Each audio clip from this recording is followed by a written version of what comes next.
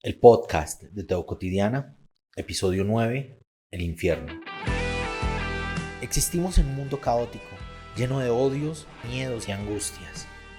Se hace urgente volver a Jesús, volver al Evangelio, volver al mensaje de bienestar y de esperanza, volver al amor a Dios, al amor propio, al amor por el otro. Teo Cotidiana. Del infierno han hecho básicamente la razón de ser, el fundamento, la esencia de el mensaje cristiano. ¿Cuál Jesús? ¿Cuál buena noticia? ¿Cuál esperanza? ¿Cuál libertad al cautivo? ¿Sanidad al enfermo? ¿Cuál anunciar el año del jubileo? ¿El año de las libertades? El mensaje central del cristianismo en general es el infierno, las llamas del infierno, la eternidad del infierno y las torturas del infierno.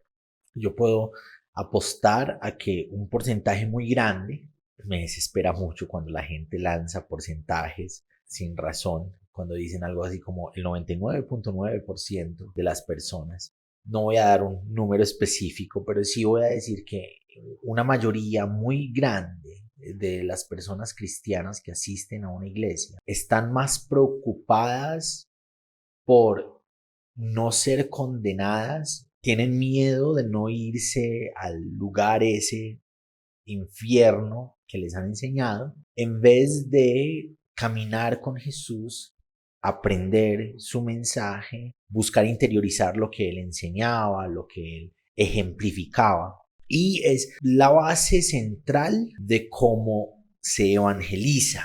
Suelo decir, y no es una idea mía, es una idea de otros, no recuerdo en este momento de dónde, pero suelo decir que el cristianismo ha hecho a las personas objetos de la evangelización y deberíamos aprender todos a ser con las personas sujetos del evangelio. El rollo es que la base fundamental de ese objeto de la evangelización es el infierno. La gente tiene que llegar a Cristo porque si no se va a ir para el infierno. Y la gente llega a Cristo cagada del susto porque si no hacen lo que las reglas institucionales de la iglesia, de la denominación, de la estructura a la que se vinculan para no irse al infierno, entonces la van a pasar muy mal. Si no se visten como les dicen que se vistan, si no hablan como les dicen que hablen, si no se comportan como les dicen que se comporten, se van a quemar en las llamas de la eternidad por los siglos de los siglos y nada va a cambiar eso. Hay un capítulo de Los Simpson donde este señor barbado tiene una tabla en la mano y si hablan hay tabla, si se paran hay tabla. Digamos que la tabla es el infierno, si mienten hay infierno, si miran hay infierno, si hacen hay infierno, si no hacen hay infierno, básicamente hay infierno para los cristianos por todo y por nada, porque sí, porque no, porque tal vez, porque de pronto y porque quizá. Por allá en los 90s, yo era un niño y se hizo muy famoso esta ola, por lo menos en la iglesia pentecostal. Yo crecí pentecostal, yo soy pentecostal. Algunos asocian eso con ser unicitario, no necesariamente. Yo soy pentecostal porque creo que hay manifestaciones extrasensoriales del Espíritu Santo que hablan a la vida de las personas de maneras diferentes, de maneras extraordinarias.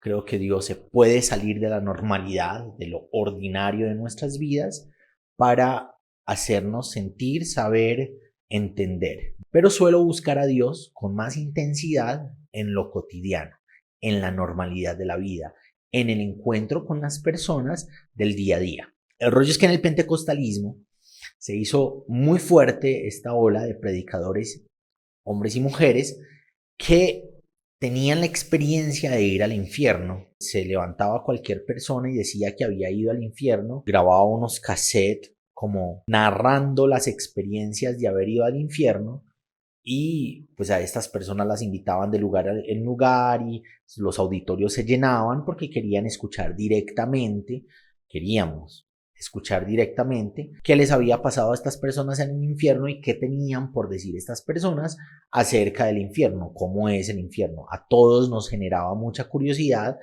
todo el mundo quiere saber qué es el infierno, qué es lo que hay por esperar.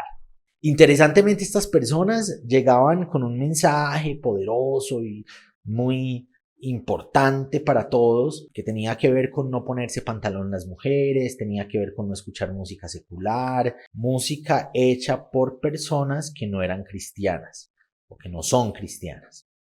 Estas personas llegaron con el mensaje muy importante de que ciertos peinados te llevan para el infierno y bueno, un montón de cosas y cosillas que en realidad no tienen ningún sustento en la escritura, ni lo que Jesús enseñó, ni lo que los seguidores de Jesús querían que creyéramos, que supiéramos. Yo no he ido al infierno, no entiendo el infierno, no le creo a los que dicen que han ido al infierno, no le creo a los que dicen que entienden el infierno.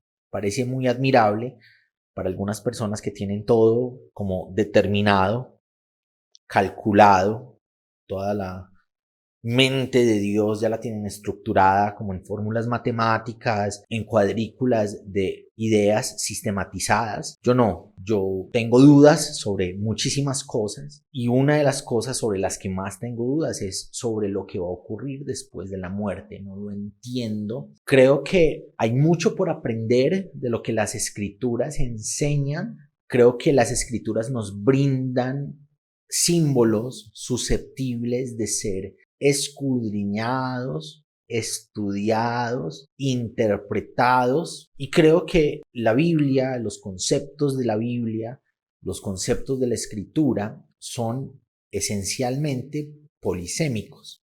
Pueden tener diferentes miradas, diferentes propuestas, y lo que hago es buscar qué propuestas hay y cómo esas propuestas pueden servir hacia adentro en mi vida personal.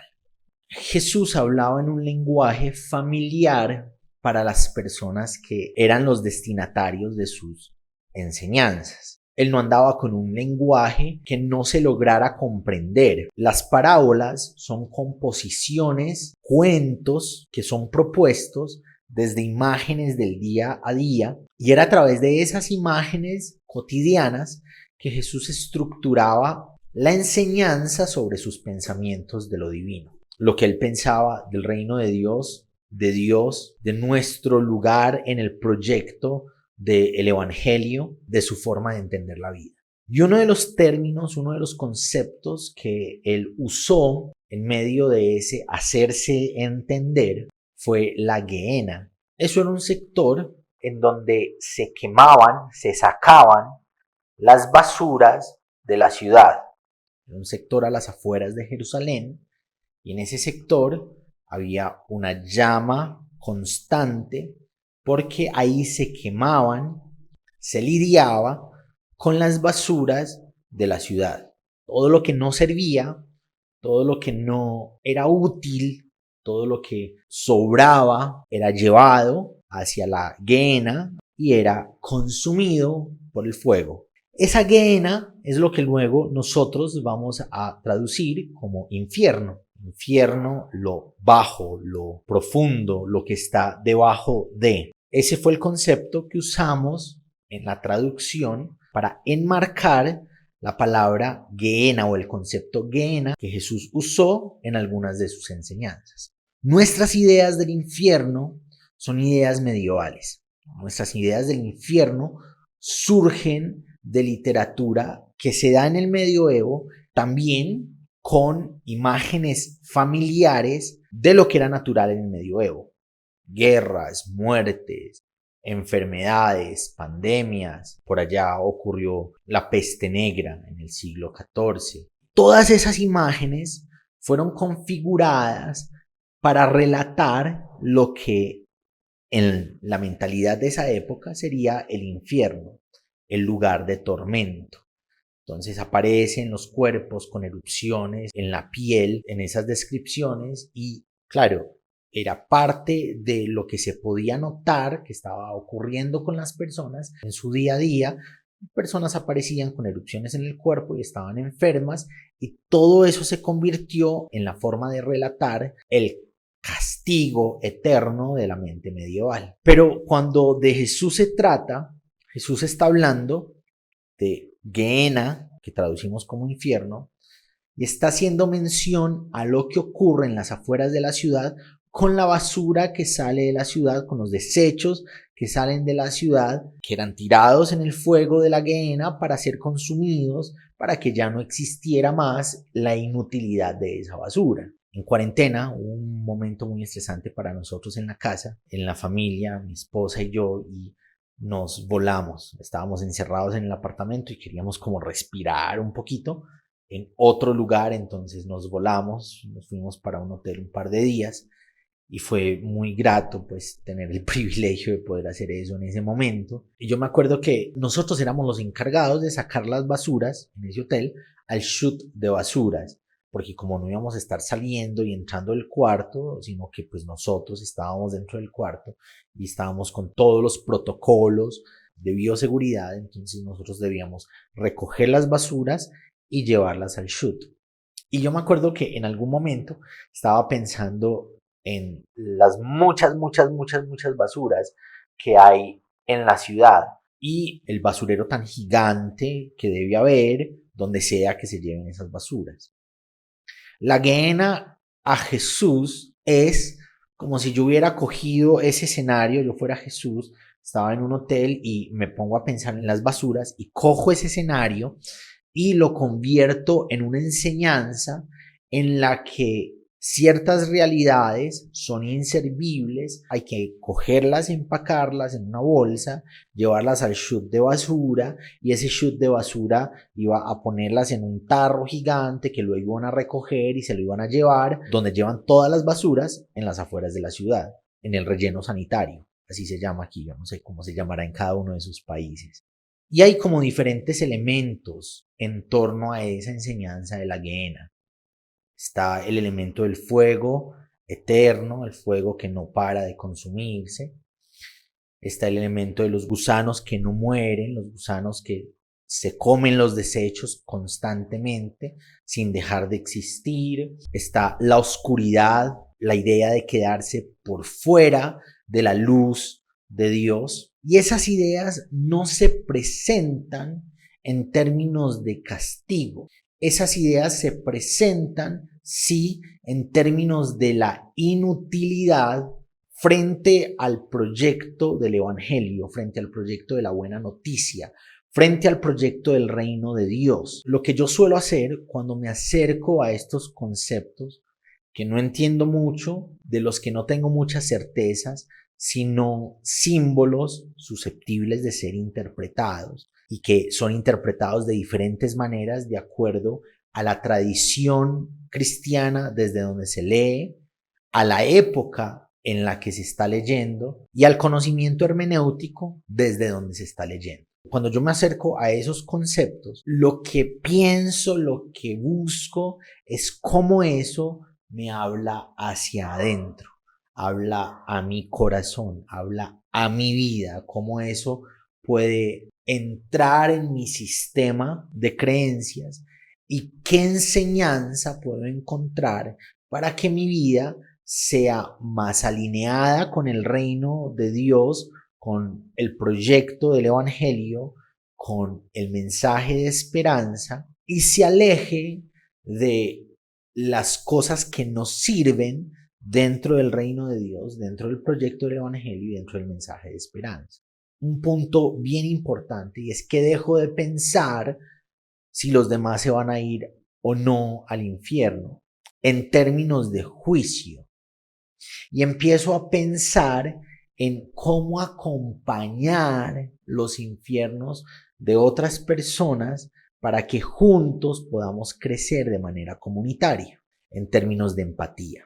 Y así, cuando me acerco a una gehenna de fuego que consume, que quema todo lo que es inservible en la ciudad, así cuando me acerco a una gehenna de gusanos que van a existir eternamente, que pues es lo natural en la comida podrida, por ejemplo, cuando la comida se pudre, hay gusanos y está cambiando de fase, está ocurriendo en su naturalidad orgánica. Cuando yo me acerco a una idea de oscuridad lejos del abrazo de Dios. Mi oración es que Dios tome toda la basura que hay en mi corazón y en mi mente y en mis acciones, todo lo que es inútil a su mensaje del reino de Dios, su proyecto de la buena noticia, su insistencia en la esperanza y en la libertad de Dios, y lo eche en la gehenna a que se consuma con el fuego, a que se lo coman los gusanos, y a que estén por fuera en las oscuridades, en la distancia del abrazo divino. No estoy pensando en el después de, en qué va a pasar si me voy a morir. Yo sé que muchos se están preguntando eso específicamente. Y como les dije desde el principio, no sé. No sé lo que hay, no sé lo que no hay. No he estado allá. No le creo a los que dicen que han estado allá. Lo que sí sé es que mi esperanza está fundada en que lo que viva hoy en el amor con Jesús, en el camino de su buena noticia, en su invitación a la esperanza, el más allá va a ser una continuación de eso. Mi vida no se basa en el temor al infierno. Yo no le tengo miedo a irme al infierno.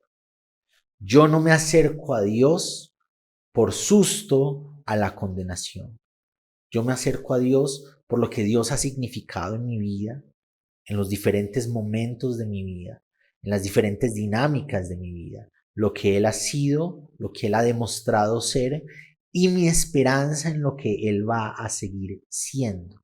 Estoy seguro que lo que sea que vivo de Dios, en el hoy, en el aquí, en el ahora, va a trascender la vida y la muerte, y lo que me encuentre allá va a ser una extensión de lo que vivo de Él acá. Entonces mi invitación constante es a que caminemos con Jesús, a que no estemos con Jesús por miedo al infierno.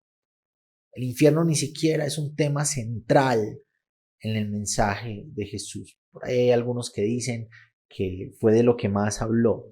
No, de lo que más habló y lo que más ejemplificó Jesús es el cielo de Dios que con Él nos vino, que sana, que salva, que liberta, que brinda una posibilidad de vida diferente de todas las esclavitudes que la normalidad nos ocurre. De lo que más habló fue del reino de Dios que nos alcanza en la práctica de los valores del evangelio, en el amor a Dios, en el amor por el otro, los otros, por las otras. Y unas cuantas veces habló de la gehenna. Y mi invitación es que llevemos al infierno, llevemos a la gehenna en el proceso de caminar con Jesús, a consumirse todo lo que haya en nosotros que no es útil a todo el mensaje de bienestar, de amor, de esperanza, de libertad, de sanación de Jesús. Que nos abracemos a Jesús, a la esperanza de su obra, siendo cada día más perfeccionada en lo que somos, y que sepamos que en el caminar con Jesús, todo lo que Él es va a trascender nuestra vida actual, nuestra muerte venidera, y lo que sea que nos encontremos del otro lado va a ser una extensión de ese amor, de esa esperanza, de esa promesa de bienestar, de buena noticia que viene de Dios en Jesús para salvarnos. Gracias por acompañarnos hoy en el podcast de Teo Cotidiana. Te espero para que reflexionemos juntos en el nuevo episodio.